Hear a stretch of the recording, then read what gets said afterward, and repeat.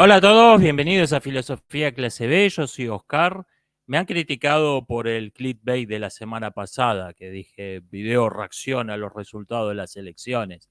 Ok, fue un chiste, no tenía intención de engañar a nadie, pero sí, fue un clickbait, me disculpo por eso. Respecto del tema de los cambios que va a haber en los canales, me dicen, abrite un Patreon, me dijeron varias personas. Bueno, antes que nada les agradezco la intención.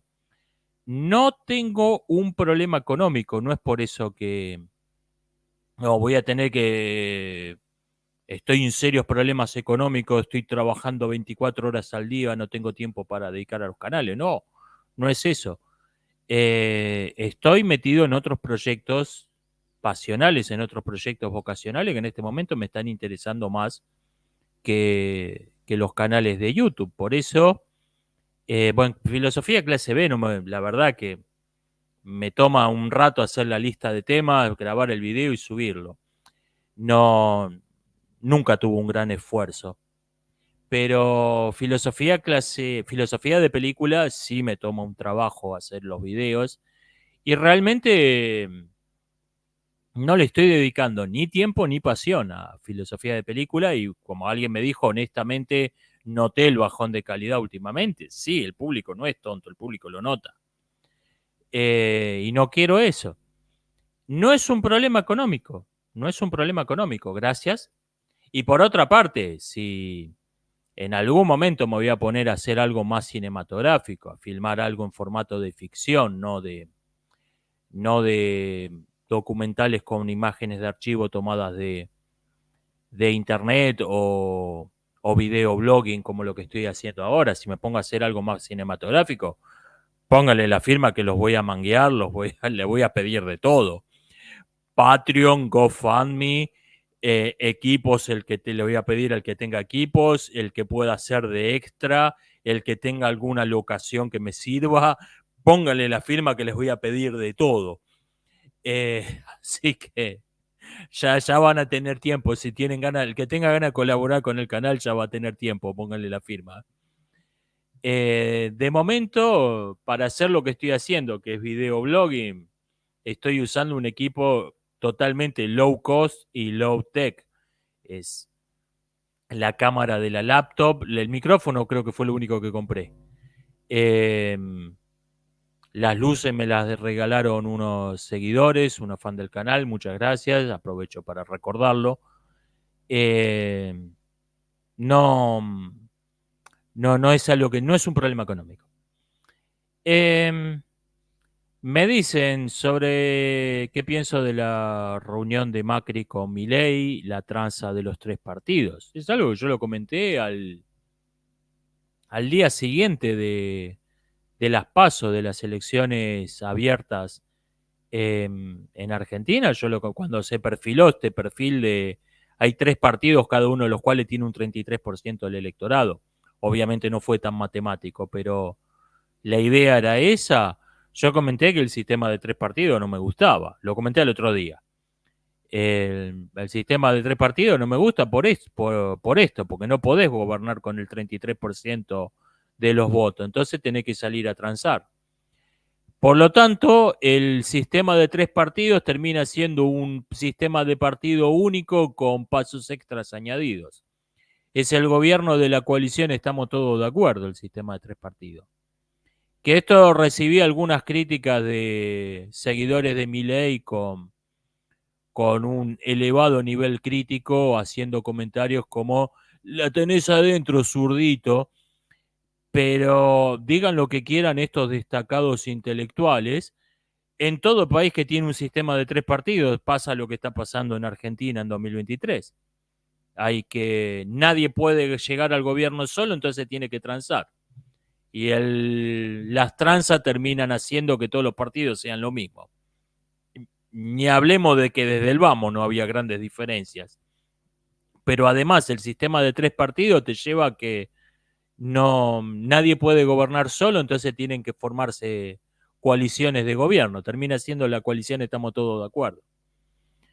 Eh, el sistema de dos partidos es mucho mejor porque ahí el votante decide la tendencia general, aunque Aunque después la política marcha un poco a su bola, a su propia inercia, sobre todo en los últimos años se ha desvirtuado por completo el espíritu del sistema electoral, pero ni hablemos del caso del Reino Unido, donde desconocieron el resultado de un plebiscito, ¿no? Yo creo que en ese caso ya no podemos hablar de un sistema democrático. Un país como el Reino Unido, como Colombia, donde se desconoce el resultado de un plebiscito, yo creo que automáticamente es una dictadura. Hay que dejar de considerarlo una democracia. Pero incluso en el caso de Estados Unidos, donde no se llegó a tanto, a, hubo unos cuantos votos sospechosos a Biden, pero no se llegó a desconocer públicamente el resultado de una elección, por lo menos en Estados Unidos. Eh, Ahí, incluso aunque el Estado profundo tenga un poder ridículo, porque no los votó nadie, estos complejos estatales, empresariales, tengan un poder de facto que eclipsa por completo al del gobierno oficial. De todos modos, creo que ahí el voto decide algo, porque ahí tenés dos partidos que te marcan una tendencia general. Después, en un mismo partido, como es el republicano, podés tener desde los llamados rinocerontes, por un juego de palabras intraducible, que son zurdos que votan a los republicanos por alguna razón, y hasta neonazis. O sea, tenés un espectro muy amplio. Me dirán cuál es la razón para considerarlos un mismo partido. Bueno, porque tenés esos dos extremos, pero tenés una media que define el partido. Y esa media no es la misma que define el otro partido. Entonces no es igual votar un partido o al otro. Ese sistema creo que tiene mucho más sentido. El sistema de tres partidos no me gusta, porque votés a quien votés termina yendo a parar a la coalición, estamos todos de acuerdo. No me gusta. No me gusta el sistema de tres partidos. ¿Qué pienso de Agustín Laje? He notado algunos cambios en su discurso últimamente que me agradan. Yo tenía incluso serias dudas de considerarlo a Laje derecha. Yo decía que era una izquierda crítica, porque todo su marco de referencia era marxista. Pero aunque rechazara la conclusión de ese marco de referencia, todo su marco de referencia procedía de autores de izquierda. Pero últimamente noto que está citando mucho a Hobbes y está discutiendo mucho el tema de la soberanía del Estado. Eh, lo estoy sintiendo mucho más cercano a mi forma de pensar. Lo siento mucho más cercano a mis propias ideas. Al Laje de esto, de nada, de estos últimos meses. Lo estoy sintiendo muy. No sé si él se da cuenta de esto. No sé si le ha caído la ficha hasta qué punto poner en el centro de la cuestión política la legitimidad de la soberanía del Estado se está poniendo en contra del discurso liberal hegemónico que dice que todos los males del mundo están causados por el Estado. La soberanía del Estado es la causa de todos los males. No sé si se está dando cuenta de esto, pero me agrada ese giro que ha tenido, ese giro al pensamiento de Hobbes, que me parece a mí que es la verdadera derecha. El, el mundo, el pensamiento político de Occidente de los últimos 400 años es Hobbes versus Rousseau y un montón de notas a pie de página. O sea, si, si vas a hacer un pensamiento, una verdadera filosofía política de derecha, tenés que tener como referencia a Hobbes. Me preguntan, ¿creo que lo que decía Münkler en las nuevas guerras se ha cumplido? Yo creo que no. Por lo menos no a gran escala. Si usted está pensando en Ucrania, no. El hecho de que haya una guerra en Europa, y si pues supongamos, esperemos que no, pero supongamos que haya una guerra española marroquí, otra guerra en Europa, no sería, esperemos que no, o una guerra turco-griega, esperemos que no, pero son conflictos que están ahí latentes. Y bueno, Ucrania es una guerra abierta ya. Pero ninguno de esos tres conflictos es o sería el tipo de guerra que predecía Munkler. Serían simplemente guerras en Europa. Y Munkler no dijo que Europa va a vivir 1000 años en paz, nunca más va a haber una guerra en Europa. Lo que Munkler decía es que hay dos tipos de guerra, dos tipos de grupos armados. En unos en un tipo de conflictos, el grupo armado es el brazo armado de la sociedad. O sea, es una parte del cuerpo social. El ejército es el brazo armado de la sociedad civil, que sería el resto del organismo. Y ese brazo armado de una sociedad tiene, suele estar muy bien organizado y tener armas de alto costo, armas muy costosas, aviones, carros de combate, misiles. El otro tipo de grupo armado es toda la organización. El grupo armado es todo lo que existe, no es un brazo, es una serpiente. Es todo lo que existe, el grupo armado. Y este grupo armado suele estar mal organizado y tener armas de bajo costo. Bueno, el tipo de guerra que Munkler había observado, sobre todo en las guerras del Congo, él fue un destacado estudioso de las guerras del Congo, a pesar de que algunas de sus tesis son muy polémicas y hoy en día están casi totalmente rechazadas. Eh, por ejemplo, el hecho de que la violación era una táctica de guerra y no simplemente el comportamiento de soldadescas indisciplinadas, eso está casi por completo rechazado, simplemente es el comportamiento esperable de grupos de matones mal entrenados, indisciplinados, que se cruzaron una mina que le gustó y la violaron. Bunkler se considera que sobreinterpretó ese fenómeno. Pero al margen de esto, el tipo de guerra que observó en las guerras del Congo y en menor medida en otros conflictos que no estudió en detalle. En México, sobre todo, en algunos conflictos étnico-religiosos en Asia, observó ese mismo tipo de guerra entre grupos que son grupos armados que son todo lo que existe, no se consideran parte de un grupo mayor. Eh,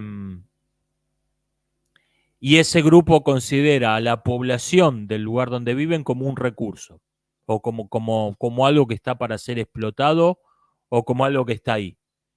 No se consideran parte, no son el brazo armado de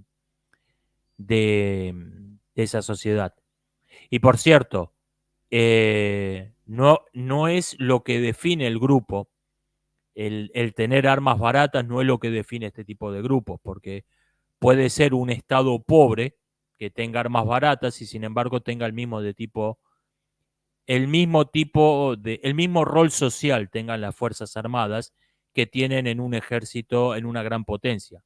Por ejemplo, en el conflicto israelí-palestino, grupos como Hamas no son el grupo de seguidores, aunque puedan parecerlo por el tipo de armas que usan, por el tipo de organización que tienen, no son el mismo tipo de grupo armado de, de la milicia irregular que sigue un señor de la guerra africano, porque esos tipos se consideran palestinos, se consideran parte de esa sociedad, se consideran el brazo armado de esa sociedad y están peleando para defender su territorio. O sea, son simplemente Hamas es un ejército pobre, nada más.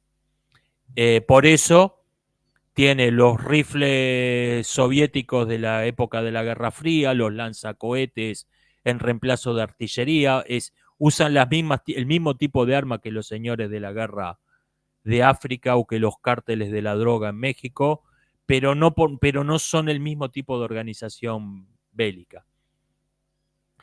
Esto ha llegado a Europa en muy pequeña medida. Y han pasado 20 años desde que Münkler predecía esto. Münkler decía, esto no son problemas del tercer mundo, esto viene acá. Esto simplemente llegó antes a países como el Congo. Acá me refiero a Europa, no acá donde estoy grabando yo. Esto creo que ha llegado en muy baja medida. Existen este tipo de conflictos en muy baja intensidad, sobre todo en Francia. Estoy pensando en menor medida en el Reino Unido, en menor medida en Estados Unidos. En Francia, sobre todo, existe este tipo de conflicto. Eh, la no-go zone es un territorio de un señor de la guerra. Eso es el tipo de guerra típicamente africana que ha llegado a Europa. Pero es un conflicto de muy baja intensidad y que deliberadamente los medios de propaganda masiva y los intelectuales del buen pensamiento están intencionalmente tratando de no ver como lo que son realmente.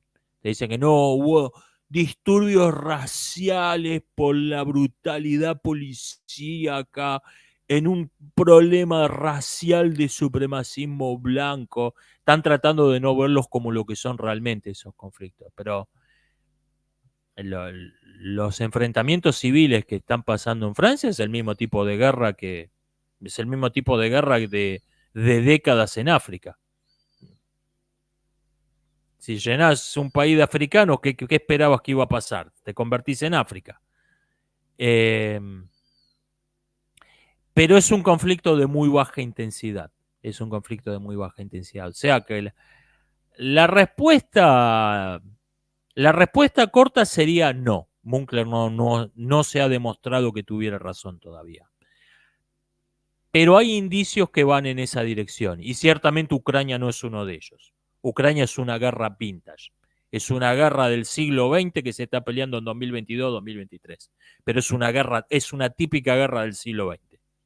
Tenés un frente de batalla, artillería, cargas de infantería, blindados tratando de romper la línea. Es una guerra del siglo XX en el 2023. Es una guerra totalmente vintage. No prueba lo que decía Münkler. No es el tipo de guerra. Me dicen, Iorio murió siendo él. Sí, la verdad. Me han pedido que haga algún video especial, la verdad que porque vieron un montón de hipócritas que toda la vida lo despreciaron, lo odiaron, diciendo, oh, se nos fue un grande. Haciendo. La verdad que yo sería un hipócrita más, porque tratando de capitalizar el tema de la semana, porque el mío no es un canal que hable de música, no me gusta el rock, es proverbial, es famoso lo que no me gusta el rock. La verdad que yo sería un hipócrita más sumándome a la moda. Eh, pero sí, es un tipo que fue coherente toda su vida con él mismo. En, nada que ver con estos punk rockers que piden certificado de vacunación obligatoria para dejarte entrar en los conciertos. Muchos calzan gorro frigio solamente por ser calvos. Bueno, Iorio se murió sin haber sido nunca uno de ellos. Me cuentan que hay cierto concurso de belleza que se organiza en Vietnam. Este año ha desplazado a Miss Universo en espectadores, en asistencia y en otras métricas. O sea, pasó a ser el nuevo Miss Universo. Me dicen que el problema de Miss Universo es un concurso que se odia a sí mismo. Coincido, muy buena descripción esta. Es un concurso que se odia a sí mismo. Oh, ¿cómo vamos a ser organizadores de un concurso de belleza? Oh, ¿cómo vamos a hacer un concurso para elegir cuál es la mina más linda? Esto es machista, opresor. A ver, es un concurso de belleza.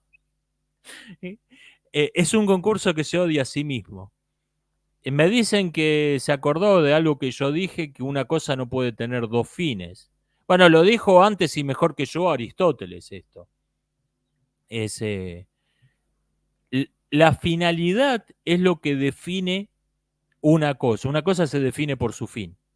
O sea, lo que diferencia una silla de otros muebles no es que tenga, lo que diferencia una silla de una mesa, no es que la silla sea más baja, que tenga un respaldo, cualquier otra cuestión definida por la forma, por el tamaño. Lo que distingue a la silla de la mesa es que sirve para otra cosa. La silla es un mueble que sirve para sentarse. La cosa se define por la función. Si una cosa tiene dos fines, no es una cosa. Son dos cosas que se están peleando por ser. Ahí.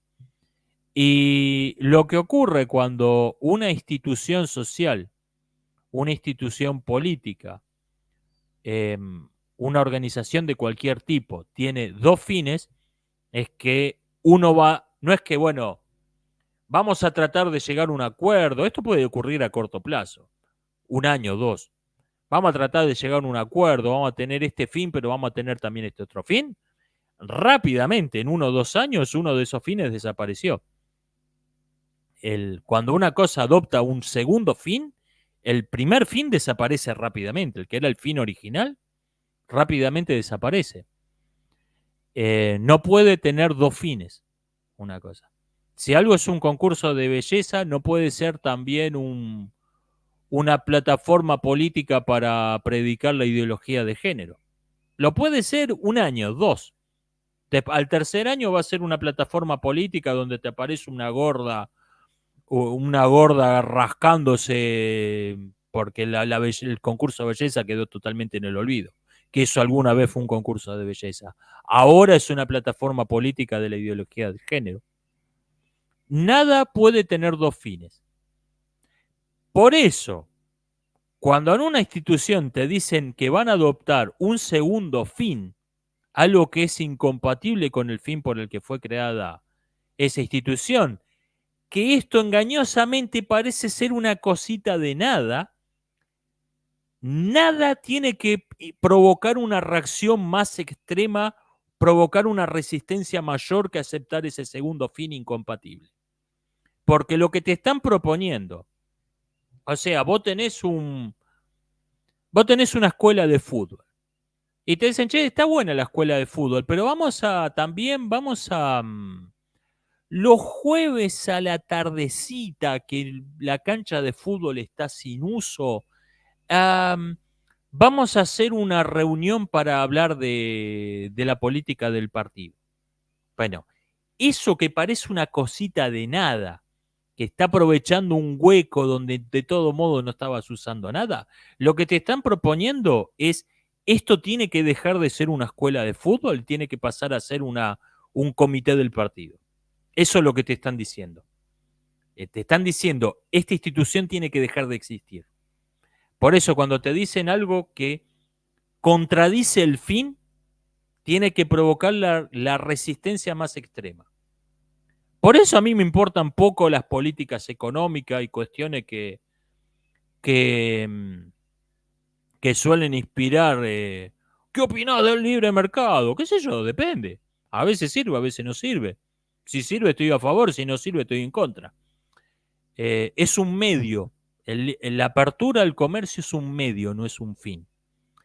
Pero cuando te dicen, vamos a poner un cupo obligatorio, rechazando el principio un hombre, un voto, vamos a poner un cupo obligatorio de legisladores por un criterio cualquiera en el Congreso, por un criterio de sexo, por un criterio racial, por un criterio religioso, vamos a poner representantes que no votó nadie en el Congreso, te están diciendo vamos a eliminar la democracia, vamos a eliminar el sistema electoral. Simplemente que están yendo de a poquito. Primero es un tercio, después es la mitad, pero el objetivo final es tener un soviet supremo que no votó nadie. Ese es el tipo de leyes al que me opongo acaloradamente. Que pueden parecer una cosita de nada. Engañosamente, erróneamente pueden parecer una cosita de nada. Me preguntan si la propaganda se define porque está, la propaganda en una película, porque es contradictoria con el universo de esa película. ¿Qué pasa si la propaganda está bien integrada a la trama? En ese caso no es propaganda, es simplemente el trasfondo ideológico de la fábula y muy probablemente del autor.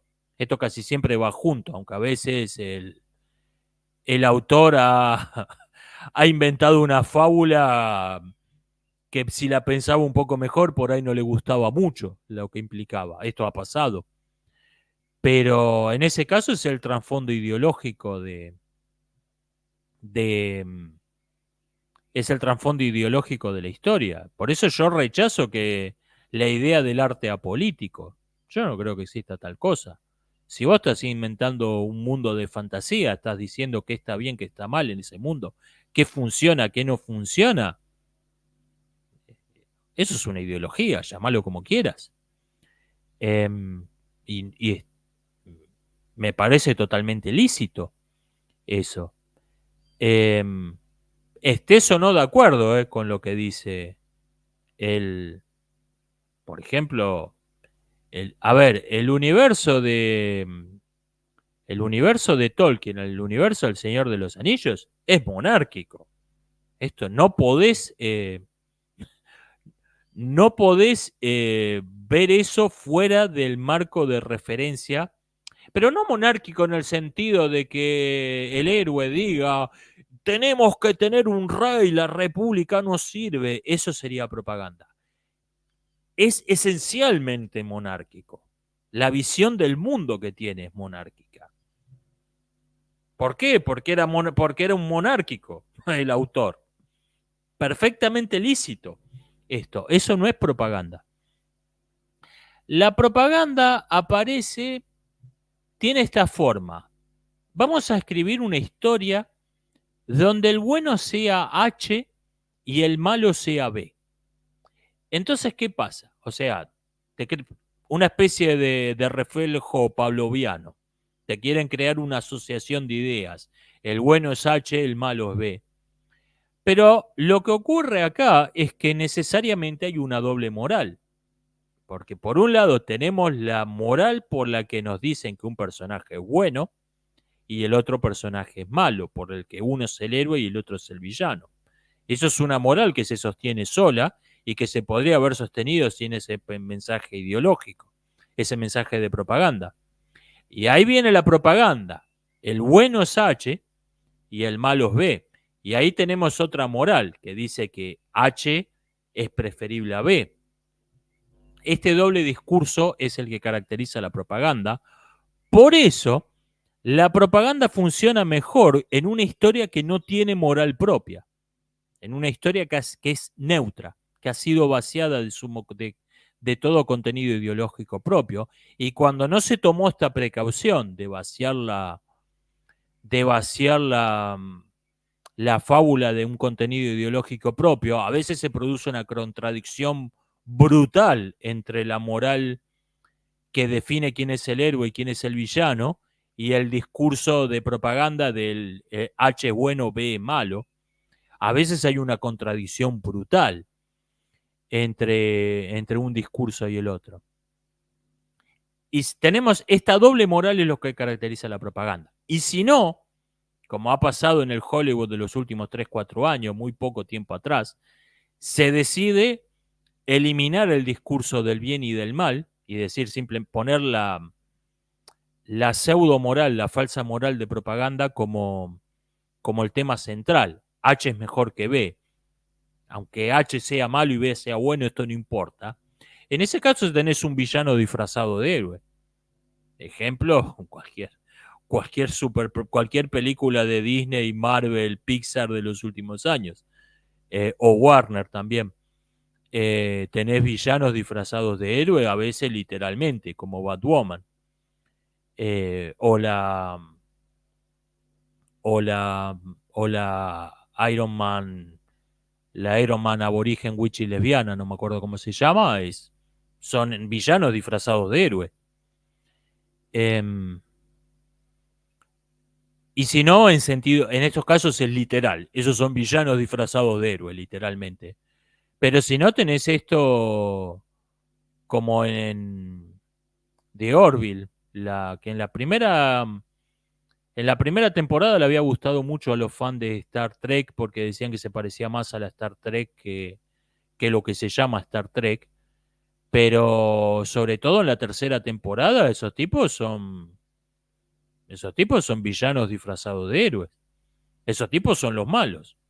Es el Imperio Galáctico de Star Wars, nada más que nos dicen que son los buenos. Es un imperio brutal que no se rige por ninguna norma ética, que dice ser una democracia, pero no lo es. Es un régimen totalitario militarista. Esos tipos son el Imperio Galáctico de Star Wars. Simplemente que la serie nos los presenta como que estos son los buenos. ¿Por qué? Porque se parecen al partido político que los del mundo real, que los que filmaron esa serie creen que son los buenos del mundo. Villanos disfrazados de héroes. O sea, en la propaganda tenés o villanos disfrazados de héroes o una doble moral. Tenés una moral que te dice este es bueno y este es malo, y otra que te dice H es mejor que B. Tenés una doble moral. Y si no, tenés el trasfondo ideológico de que tiene toda fábula, que tiene toda historia, y esto está perfectamente en las reglas del juego, esto no es propaganda. El trasfondo ideológico de una historia es algo que no podés eliminar de la historia sin que pierda por completo su esencia, sin que deje de ser lo que era esa historia. La propaganda, en cambio, es intercambiable. La propaganda es una cartelera en blanco, anuncia acá. Podés sacar una propaganda y poner otra. Queda todo igual. Esa es la diferencia esencial que tiene. No es el trasfondo ideológico de una historia lo que la defina como propaganda. La propaganda es intercambiable, es hueca, es algo que se añade. Me dicen que estuvo escuchando a cierto autor que decía que el wokismo procede del protestantismo. ¿Qué pienso de esto? No sé cuál sería el argumento de este autor. Yo creo que el wokismo, por lo menos la teoría racial crítica, no es hijo, pero sí nieto del protestantismo. El wokismo procede de la teoría racial y este procede del protestantismo. A mí me parece obvio que la teoría racial no es otra cosa que el dogma protestante de la predestinación disfrazado de biología. Simplemente, bueno, en vez de uno nacer destinado al cielo y al infierno porque a Dios le salió de sus divinos cojones, en cambio tenemos que uno nació destinado a ser un genio, un tonto, exitoso, fracasado en la vida por un azar de su ADN. Es calvinismo disfrazado de biología, la teoría racial. No por casualidad, uno de sus primeros exponentes fue Cromwell. No el primer régimen que tuvo una política de segregación racial, pero sí el primer régimen que tuvo una política basada en la idea de que había razas superiores y razas inferiores, fue la dictadura del puritano Cromwell. No por casualidad. Esto es protestantismo disfrazado de biología. Lo que tiene de peculiar la teoría racial crítica es que hace una interpretación marxista de la teoría racial. Te dicen que la teoría racial, el supremacismo blanco, quiere establecer una política de segregación racial para explotar a las razas inferiores. Ellos se oponen a eso, por esto se llaman antirracistas. Como toda secta, usa la misma palabra que todo el mundo, pero no significando lo mismo que todo el mundo, no con el mismo sentido convencional. Usan la misma palabra, pero no con su sentido convencional. Esto es típico de un culto. Decía, estos tipos se llaman antirracistas porque ellos dicen que las políticas de segregación racial tienen que servir para proteger a las razas inferiores. Pero el hecho de que hay razas superiores, razas inferiores, es algo que afirman de modo explícito. Explícito esto, no es que está entre líneas. Por eso le pasó a una troll de Twitter, que es una cuenta que es una mina que publica noticias de bromas. Es algo así como estos medios satíricos como el Babylon Bee, pero mucho más amateur. Es una sola persona que tiene una cuenta en Twitter que fingía rechazar la meritocracia, diciendo que la meritocracia va a llevar a que todos los puestos estén ocupados por blancos, porque como todo el mundo sabe, los negros no sirven para nada, no son buenos en ninguna cosa. Y tuvo miles de retweets de apoyo, lo reprodujeron medios de izquierda, que salió a disculparse, era un chiste, perdón, ¿no? La tomó totalmente desprevenida, que la apoyaron, que se volvió viral, que la empezaron a apoyar, obviamente no sabían quién era, porque lo tomó desprevenido, sí, tiene razón. A mí no me sorprende. A mí no me sorprende. Esa persona debe creer que estos tipos son antirracistas, se oponen a la idea de que hay razas superiores, que hay razas inferiores, afirman que somos todos iguales, no hay que discriminar. No. De hecho, rechazan explícitamente esa idea. Explícitamente la rechazan. Eso es lo que quiere decir antirracismo. No es que no crean en la teoría racial. Es que creen que hay que tener un apartheid bueno, un apartheid a favor de los inferiores. O sea, a mí no me sorprendió para nada que estuvieron totalmente de acuerdo con su tweet de troleo. El problema, esto lo señalaba Weber en El protestantismo y el espíritu del capitalismo. En los países protestantes hay mucha gente que es nominalmente atea, no nominalmente atea, es atea en lo estrictamente religioso, pero dado que se han criado en una sociedad protestante, tienen una especie de sentido común puritano. Son puritanos, aunque sean ateos, son puritanos culturales. Entonces tenés, por ejemplo, yo me encontré con un canal, un colega youtuber, un fundamentalista ateo, que decía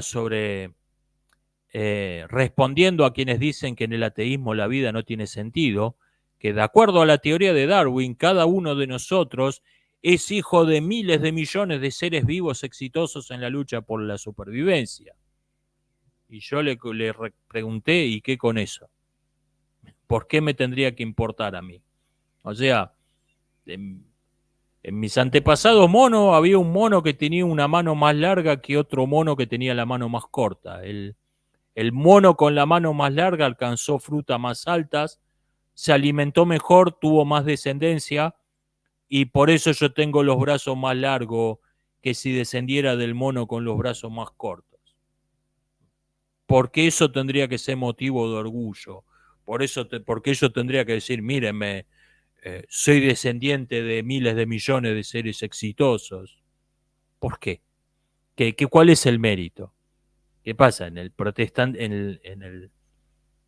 el dogma puritano, en el dogma calvinista, el éxito mundano, el éxito en la vida, es una demostración, es una prueba, un indicio, no tanto como una prueba, es un indicio de que uno goza del favor divino. Por lo tanto, está predestinado al cielo, es uno de los cuñados, de los acomodados de Dios. Entonces ahí, gané la lotería, porque no lo consideran. Ganar la lotería es que se va al paraíso seguro, no es que simplemente la pegaste en la lotería, en el azar. Y este tipo, que es, repito, no es que es ateo, es un fundamentalista ateo, tiene sin embargo un sentido común puritano. Está creyendo que ser descendiente del mono más exitoso es un motivo de orgullo, aunque no sabe por qué. El trasfondo religioso se perdió por completo, quedó la visión básica del mundo, de que el winner, el ganador, es algo bueno. Esto ha sido todo por hoy, nos estamos viendo, hasta la próxima.